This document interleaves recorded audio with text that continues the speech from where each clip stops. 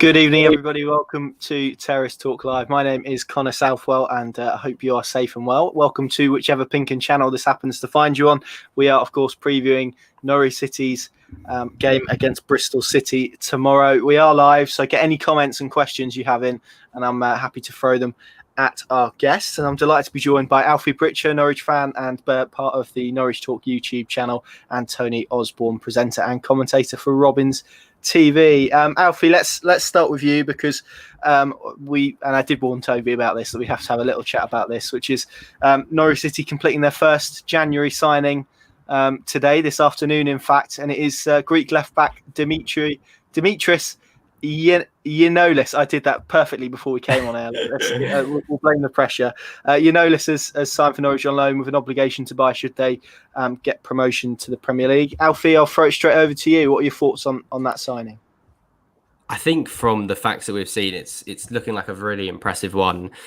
When you can kind of get a player in the door without a straight away kind of obligatory fee, we can kind of see what he's made of, and then if we do go, get promoted, we kind of know the value of him when we do hopefully go up as well. From everything coming out of Payo, it's like they've kind of just let their son leave. So he seems like a kind of national hero over there. But from everything I've seen, he looks like a real good bit of business.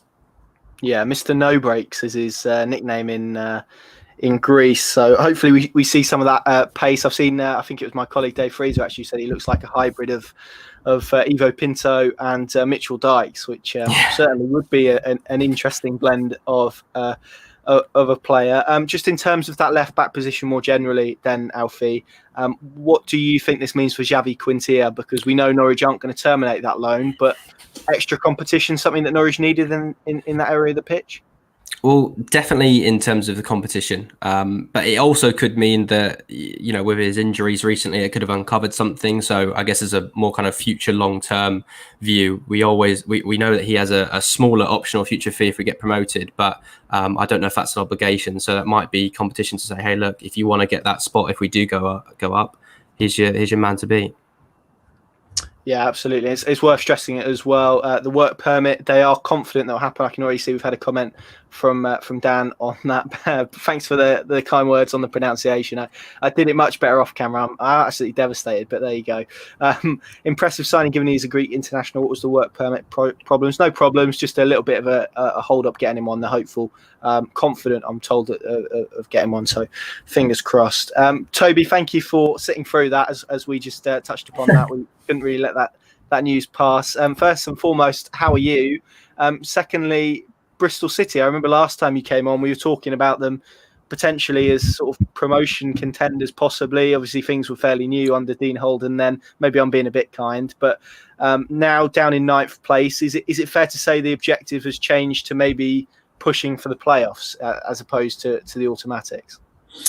Yeah, I don't think really any realistic Bristol City fan will have thought, automatic promotion. I don't think from the off was necessarily on the cards. And I think particularly the way, obviously, Norwich are playing at the moment and the way Watford have kind of picked up some decent results along the way, Bournemouth, those relegated Premier League clubs, I don't think any City fan really envisaged us being in the top two.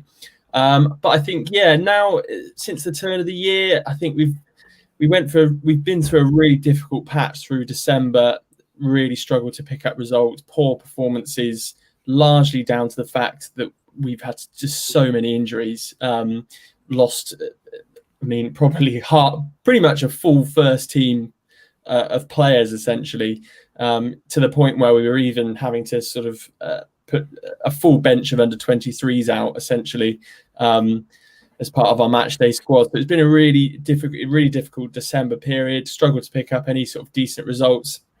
A couple earlier on in December, we beat QPR away, which was a good result. And then have kind of limped through really. But now we're into January. We're kind of, the City fans are sort of regaining some optimism now. We brought Casey Palmer back from his loan spell at Swansea City. A few other loan players returning as well, and there's just a few players coming back from injury now. The likes of Alfie Mawson, who was incredible for us earlier on in the season, on loan from Fulham this season, but unfortunately picked up an injury. But he's now back, and him and Thomas Callas, who are our two first choice centre halves, were really impressive against Preston at the weekend. So I think now we have that foundation at the back. A lot of City fans are starting to feel a bit more optimistic now, because you know what the Championship's like. Obviously, Norwich have kind of set the pace at the top, but if you put a run of games together, you can be straight back in the hunt then for the playoff position. So there's a bit more optimism around now. Yeah, that's it, isn't it? If you put a run together, I remember Millwall a few seasons ago, sort of languishing in mid-table, and then putting a really good run together, and were being talked about maybe as playoff contenders, but never quite reached that level. Just on one of the names you mentioned there, Alfie Mawson, I've seen a lot of tweets, a lot of positivity, good words coming from Dean Holden as well about him. How important is he to Bristol City side? Because I'm sure, as you're aware, when Norwich last played you guys at Ashton Gate and it finished 3-1, Teemu Pukki had a lot of joy that day against maybe a fairly inexperienced defence. So the news of his return must be a welcome one for Bristol City and the supporters. Yeah, definitely. I mean, Thomas Callas is the club captain, but he leads by example in terms of sort of physicality, putting his body on the line. But I think Alfie Mawson is far more vocal on the pitch. Of course, he was in the reckoning. I think a few people were throwing his name around for a call up to Gareth Southgate's squad ahead of Russia in 2018. So he's a player that picked up a number of injuries with Fulham, but it's clear to see that the talent is there.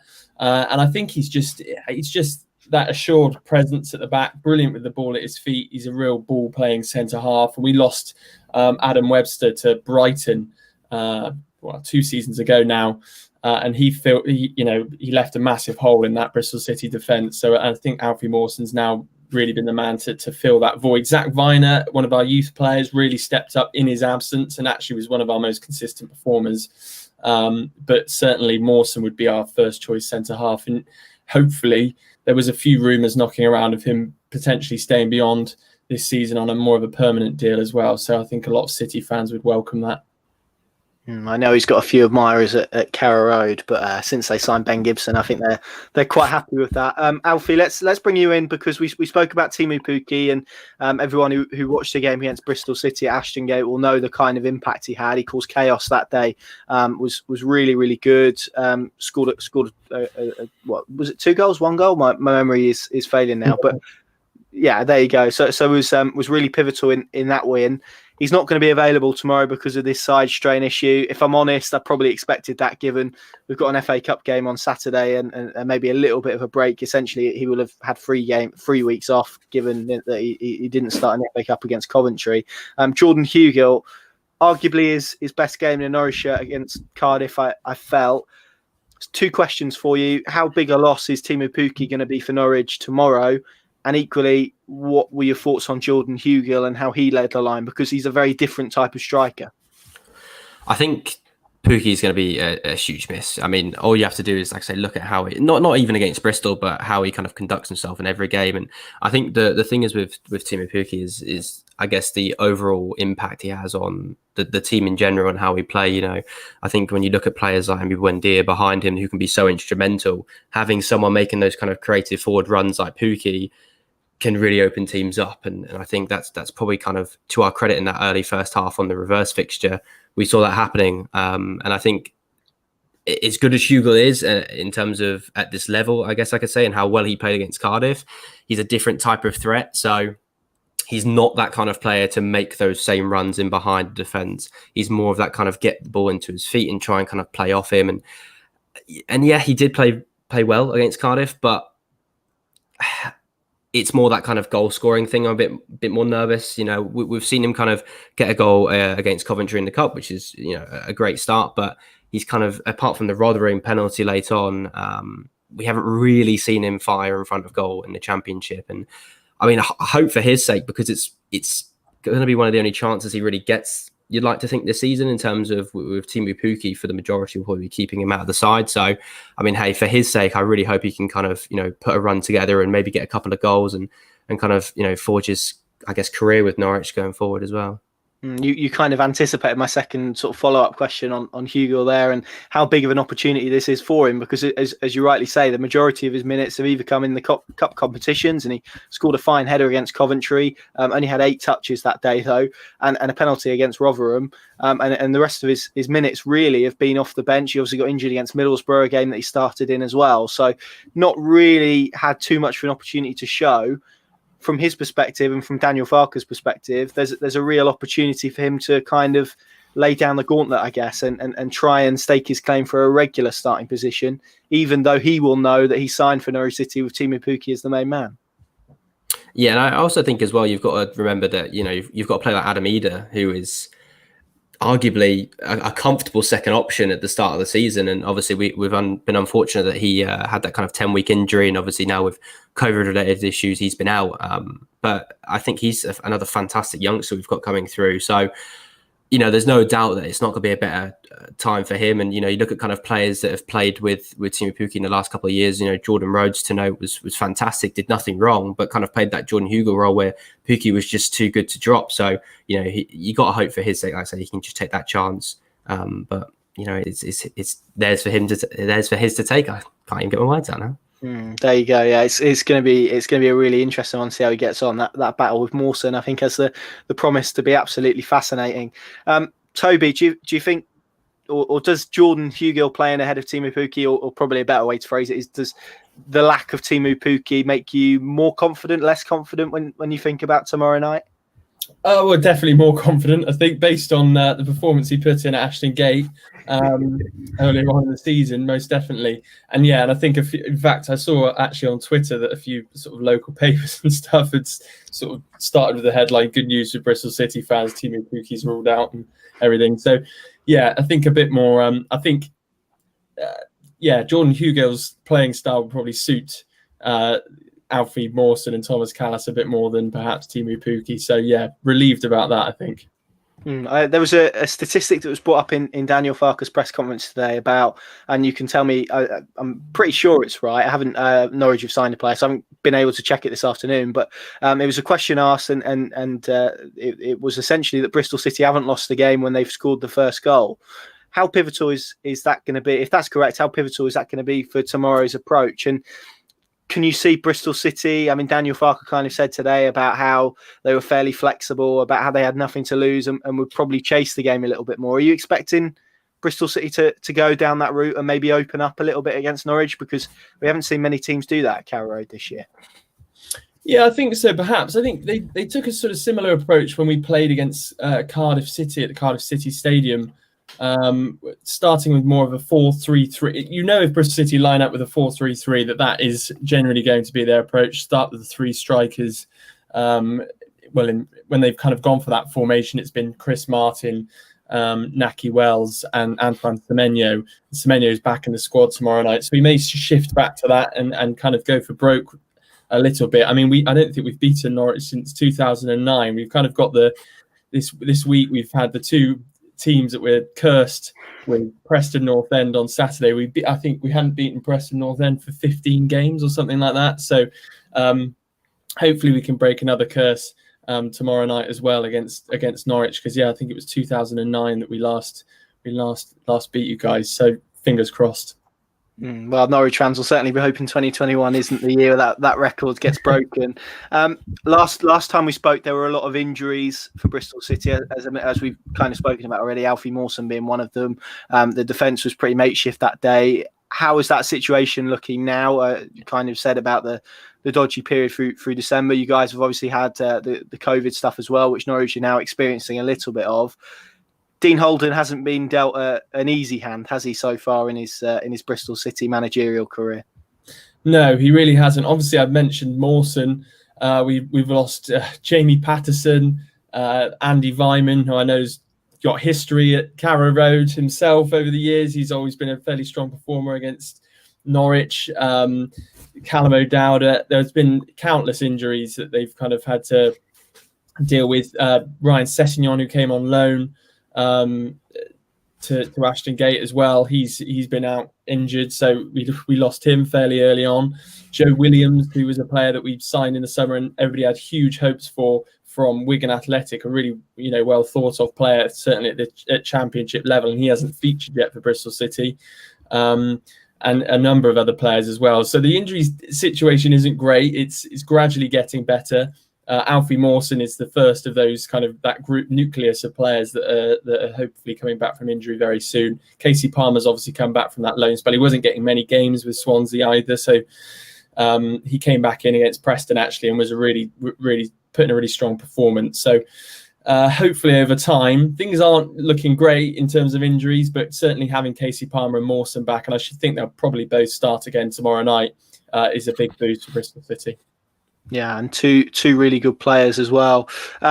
Alfie, Norwich themselves have had injury problems. I mean, we as I sort of touched upon there, obviously the COVID outbreak, 9 positive cases, 4 for players. That means Xavi Quintilla and Bali Mumba won't be involved. Adam Eder has recovered, but is injured himself. Good news, possibly that Tim Krul is going to return in goal, but Christoph Zimmermann's still out. So easing, but not totally there yet is probably the best way to describe Norwich City's injury situation at the moment.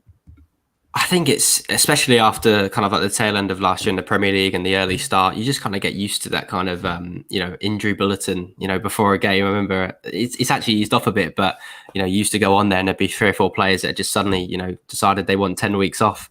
And we are seeing them slowly filter through, which is nice, but I think it doesn't make it any easier with the fact that, you've got players like Quintilla who finally get back and then, for whatever reason as well with like Adam Eder and Bali Mumba, they just get back and then they unfortunately get COVID, and then they're in a position where it's like, okay, now here's another couple of weeks out and then you have to get back up to full steam. So I think it's just a sign of how it's going to be really, while kind of everything's going on. I'm fully prepared, but as long as we can keep that kind of core of players that we have all season, like your Ollie Skips, for example, midfield, and to a degree as well, your Todd Cantwell, Jeremy Buendias, and that, I'm pretty confident that we'll be okay. Yeah, Todd Cantwell looked like Forrest Gump on Saturday, didn't he, with all that running that he did. I just want to mention another midfield performer, and we'll come back to Todd in a little while. Kenny McLean, he's kind of, I wouldn't say he's gone under the radar because he's had a lot of praise, but certainly in comparison to Ollie Skip throughout the season, maybe has gone underneath the radar. What have you made of his performances of late? Because it feels like at the moment he's in the best form that he's been in since he arrived at Norwich City. Yeah, he's been fantastic. I mean, to be honest with you, his last kind of peak in his career, ironically, was against Bristol City the year we went up. I think that was the first time we've ever really seen him. And he kind of come in and scored 2 goals that day. And I think, to be fair to him, he was unfortunate in the Premier League where he was a consistent performer in a consistently poor team. And I guess he was kind of outed, if you like, for being, in there so often. And it felt like after that contract he kind of, took his foot off the gas. But, I think since he's come back from his glory with Scotland, he's been absolutely fantastic and fully deserved to be playing alongside there. And, he's been keeping out Lucas Rupp and he's been absolutely fantastic. And, people have kind of forgotten about him and the amazing start he made. So hopefully it can continue because him and Skip look like they have a really good partnership. Yeah, absolutely. I just wonder if that carrot of the European Championships with Scotland has maybe boosted his level a little bit. Just very quickly, a word on Tim Krul. Could be back tomorrow night. Obviously, has probably suffered the worst out of all of those people who contracted coronavirus. Had pretty bad symptoms, Daniel Farker said today, not to the extent where he needed to go to hospital or anything like that, but certainly in terms of fatigue, very bad. How positive would it be to see him between the sticks tomorrow night? Because his goalkeeping ability, Dan Barden's done very well for a young lad, but also his leadership and how he commands his defence he's a very important presence for that Norwich City side. Yeah, I think there's no hiding that Tim Krul plays such a humongous part just outside of his goalkeeping capability, which we know has been fantastic of recent times. However, it kind of comes down to that question of, look, if he's ready, he's ready. If not, I've full confidence in Dan Barden. He's been really, really reassuring at the back as well. At such a young age. I mean, the lad's about 2 months older than me, for crying out loud, and he's commanded the Norwich box and been absolutely fantastic. And you couldn't really fault him much against Cardiff. He didn't really have anything to do apart from pick the ball out of his net once. So I'm sure if he does get the call up against Bristol City, he'll be ready to go again. Yeah, I think his maturity's been brilliant. Disappointed the curls have gone though after the streak name emerged from what the American sitcom Saved by the Bell, which I didn't know existed 2 weeks ago. But there you go. Toby, I remember last time you were on, we spoke about Chris Martin, formerly of this parish, of course. Quite well liked now. I think time has healed slightly. I remember when we last spoke, he was going through that run where he seemed to have an assist every single game. How has his progress been now? Because I've certainly heard less said about him in recent weeks. But is he still as pivotal to that Bristol City side as he was at the start of the season? Yeah, he is. I mean, he's not picking up the assists or the goals necessarily that that early run would have suggested he might have been on by this point. But he's definitely a pivotal part of that side still. I don't think he would have expected to have been playing as many games as he has. He basically played every game throughout December. And for his playing style as well, and his build and everything, I don't suspect he would have thought. He was playing full 90 minutes as well through the whole Christmas period.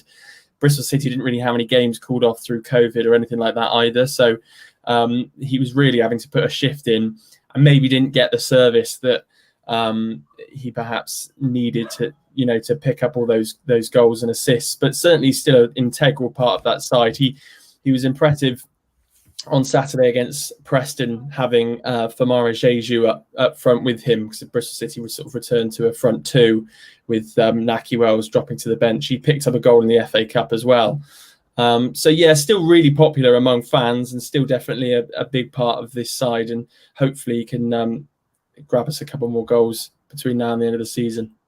I wasn't going to mention Naki Wells, but his name has just put that penalty at Ashton Gate back into my head, and I still don't fully understand it. So we won't dwell on that. But that was a really pivotal point in the game. You mentioned there Bristol City went to a 4-4-2 against Preston, 1-2-0. I know you've referenced the 4-3-3. Any possibility of Dean Holden sticking with that at Carrow Road, do you think? I think he'll name an unchanged side tomorrow night, if I'm honest. And it was a 4-4-2. It was. Hakeem Adelakan is another player that's returned from a loan spell with Hull City, and he came in and slotted in on the left side of midfield, and Casey Palmer came in as well.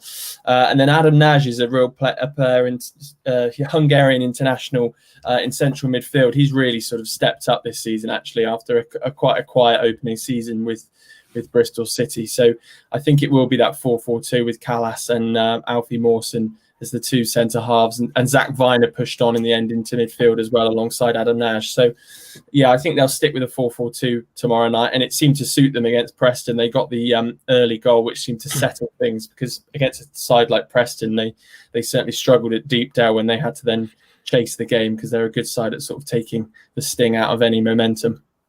Yeah, they certainly are. It's going to be a fascinating clash. Alfie, just before we get onto the game itself, just a quick word for Todd Cantwell, who was excellent on Saturday. Daniel Farker said today that he essentially didn't praise him too much, but just said he wants to see that performance on a consistent basis, because if you're a young player and you need to reach the top level, and he referenced Emi Buendia and Max Aarons as two players that have done this, then you need to produce those performances consistently. I know he's had a difficult sort of opening half to the season, but if he produces performances like that, then he'll surely reach the level that Norwich fans hope he can reach.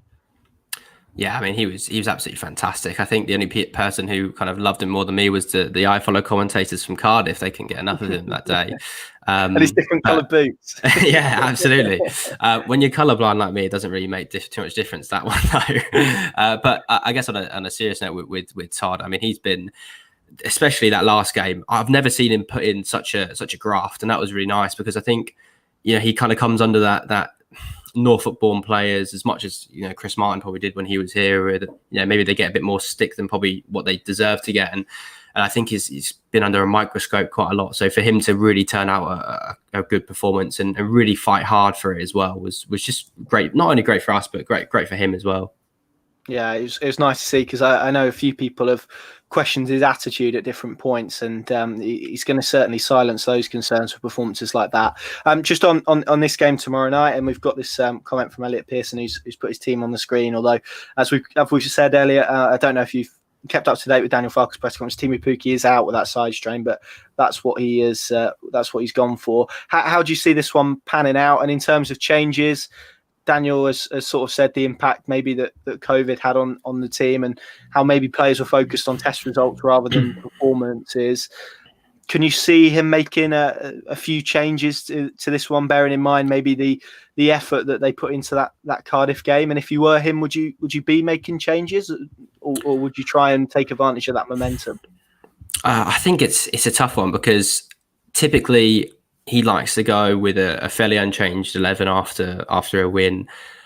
I wouldn't be surprised if we saw maybe someone like Kieran Dowell come in for Vrancic in that number 10 role. That wouldn't surprise me. Or maybe Todd drop into the 10 with Plaqueta on the left, or something, just because usually Vrancic doesn't play too many minutes at home from starting. He usually likes to bring him on to make that kind of impact later on in games.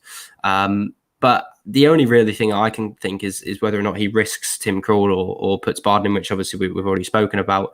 Apart from that, selection-wise, I don't really think he has much other alternatives. He can't bring in his new left-back for at least another kind of week to 2 weeks. And, there's no other players come back from injury anytime soon. So he's kind of really only got one player per position at the moment. Yeah, it's going to be fascinating to see what he does. Obviously boosted by the news that Lucas Rupp and Josh Martin are back. They've kind of had coronavirus and flu going around the camp at the same time, which is not nice at all. How big a game is this for Norwich City? Because we're beginning to see slowly, maybe, and I know Brentford have got games in hand and whatnot, and there are some games tonight, so Norwich City will know maybe the opportunity they have in front of them tomorrow night. But how big a game is it at Carrow Road? It kind of feels, I looked at the next 6 games before Cardiff and thought this is maybe going to be the period where there might be a little bit of a slip up, or there might be a little downturn in form. How big is this game for you tomorrow night? Well, without using the kind of stereotypical cliche of like every game's a big game, which it is at this point, I think it's just about keeping that momentum going. The last thing you want to do is kind of stutter by having a couple of losses. I think, as we've seen previously with draws to QPR and Coventry, it's not the end of the world if we kind of drop points, especially at home, because of the kind of impact coronavirus has had. We've actually improved even more so away from home this season, and I think if anything, sometimes a little bit stronger, because we don't have to play kind of 90 minutes with a team just waiting for us to make that first move. But I think, to be honest with you, looking at this game and how Bristol City have improved defensively with Mawson coming in, I don't think there's going to be a lot of goals in it. I don't even know if Bristol City scored more than 3 or more goals at all this season. And Norwich, obviously, we know, don't like scoring 3 goals at all, apart from 2 occasions. So I think it'll be a pretty low score, and maybe like a 1-0, 1-0 or 1-1. That's what I'm kind of going for. Interesting. Toby, do you agree with that? How do you see this one panning out from a Bristol City perspective? Yeah, I think it'll be a much more solid defensive display than certainly at Ashton Gate. I think they'll be determined to right the wrongs of that fixture. And I think, like Alfie said, bringing Mawson back in. I don't know, they may switch to a back 5. I'm not sure, but I think it'll be a much more solid defensive display. Like Alfie said, again, not too many goals in it. I'd be happy personally with a draw, of course, whilst that sounds negative, perhaps. But it'd be nice to break that curse as well and hopefully come away with a win. I can't foresee that happening too much, but I think, it'll be a low-scoring game, maybe a 0-0, 1-1. Interesting. I wonder if it could be won by individual quality. Just finally, Toby, Daniel Farke, very complimentary in his press conference, as you tend to find managers, head coaches tend to be before games, but it's some nice depth on how Bristol City are quite difficult to prepare for because of the flexibility in their systems and the quality they have. Is that an assessment you would agree with? Have you seen quite a flexible Bristol City side this season? And if so, does that bode well against a side like Norwich City, where maybe you are going to find yourselves behind, or you are going to find yourselves in front, and you need to adapt your system quite accordingly? I suppose having that trait is a fairly positive thing.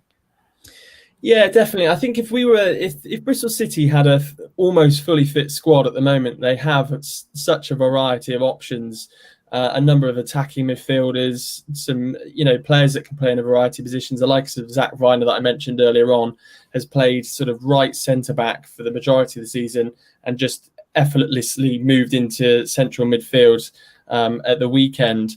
So they probably are quite a difficult team to prepare for, largely because like I said earlier on, they've switched between that 5 at the back, then 4-3-3, then more of a 4-4-2 at the weekend. They've had these returning loan players that have kind of changed things around again, and then there's players dropping like flies. We had a bench full of under-23s as well, which provided a totally different option off the bench that we haven't really seen much of as Bristol City fans as well. So yeah, probably a difficult team to prepare for, but I think a sort of 4-4-2 tomorrow night, and a pretty strong defensive display. Interesting. Thank you very much. Right, guys, let's finish with the old school predictions. Alfie, you've kind of given yours, but I am going to push you. Are you going to go for a 1-0 or a 1-1? It's going to be 1-0. We've got to be optimistic. 1-0. Perfect. I tell you what, you're about the third Norwich fan we've had on here that's predicted the win this season, so that's good news. or maybe not, depending on how you view it. Toby, let's get from a Bristol City perspective. What are you feeling for tomorrow night? Head says 1-1, but I'll go with a 3-1 away win. We'll reverse it from the Aston Gate fixture. From Maris Deju with 2 goals, Chris Martin with the third. Love it. There we go. Both of you guys going for a win. It'll be interesting to see this time tomorrow night or just later who has got the better of that. Guys, thank you very much for joining me. Thank you very much for watching. We'll leave all the relevant links and whatnot to the guys down below so you can check them out. They both do brilliant work. So well worth looking at. Norwich, of course, completed their first signing of the window today. I'm going to try desperately hard over the next 2 weeks not to use the headline Grease Lightning, but I feel like it may creep in there somewhere. Thank you very much for watching. Make sure you stay safe, and we'll see you again very, very soon.